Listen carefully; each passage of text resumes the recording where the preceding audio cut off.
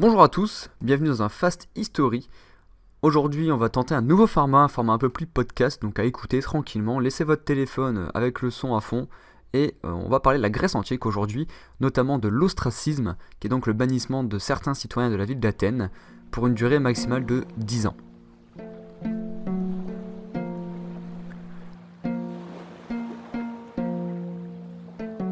Avant de parler de l'ostracisme, il faut faire un petit point rapide quand même sur la citoyenneté à Athènes.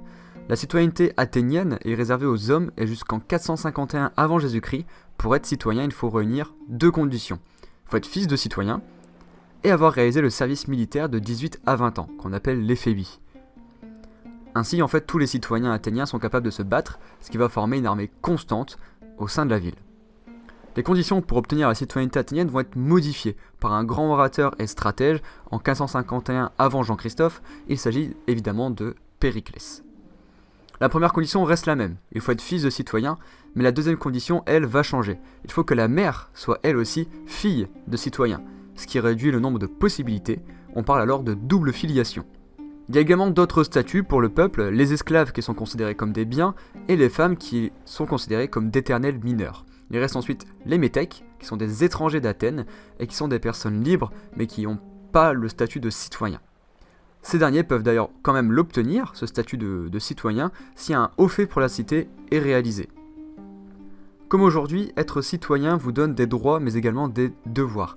Le citoyen doit participer à la vie politique de la cité, notamment lors des réunions de l'Ecclésia.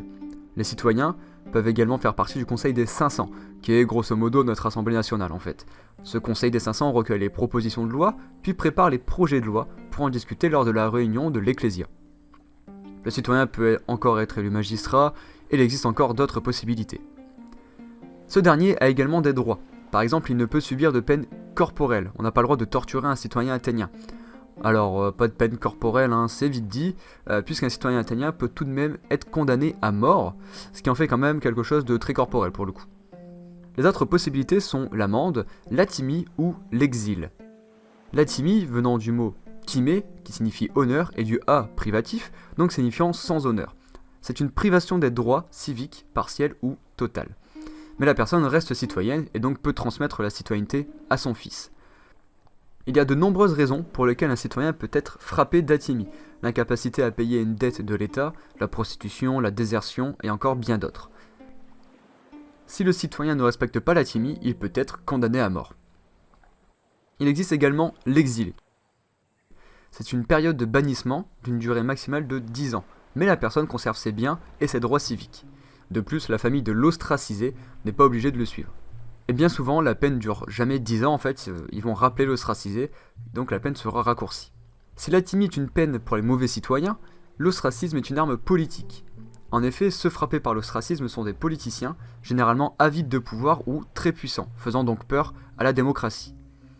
Donc on les dégage pendant 10 ans, comme ça on est tranquille. Au début de l'année, une première réunion a lieu, demandant simplement s'il faut procéder à un ostracisme. Si la majorité est atteinte, dans les semaines suivantes, le vote pour l'ostracisme aura lieu. Ce vote a lieu avant l'élection des magistrats, ce qui est logique, puisqu'il permet d'éviter une dictature si un homme trop puissant est élu. Lors de la réunion de l'Ecclésia, les citoyens marquent le nom de la personne qu'ils souhaitent ostraciser, car il serait un danger pour la vie politique. Pour savoir si la personne est ostracisée ou non, il suffit de compter alors le nombre de voix. Mais deux historiens ne sont pas d'accord. Premier côté, Plutarque, qui nous dit qu'il faut 6000 voix exprimées et que la personne qui atteint le plus de voix est ostracisée. Et de l'autre côté, Philocore, qui nous explique que la personne doit réunir au moins 6000 voix contre elle pour être ostracisée. C'est d'ailleurs cette deuxième méthode qui est le plus admise par les historiens. L'ostracisé a alors 10 jours pour quitter la ville et même le territoire de l'Attique pour une durée de 10 ans, mais comme je l'ai déjà expliqué, souvent raccourci. L'ostracisme est donc une arme politique qui a pu servir lors des guerres médiques notamment. En effet, face aux dangers perses, Thémistocle souhaite une grande flotte capable de résister à Xerxès. Les deux personnes qui étaient contre, Xantippos et Aristide le Juste, furent ostracisées en 484 et 483 avant Jésus-Christ. Par la suite, on verra juste les clans de la ville s'attaquer à coups d'ostracisme.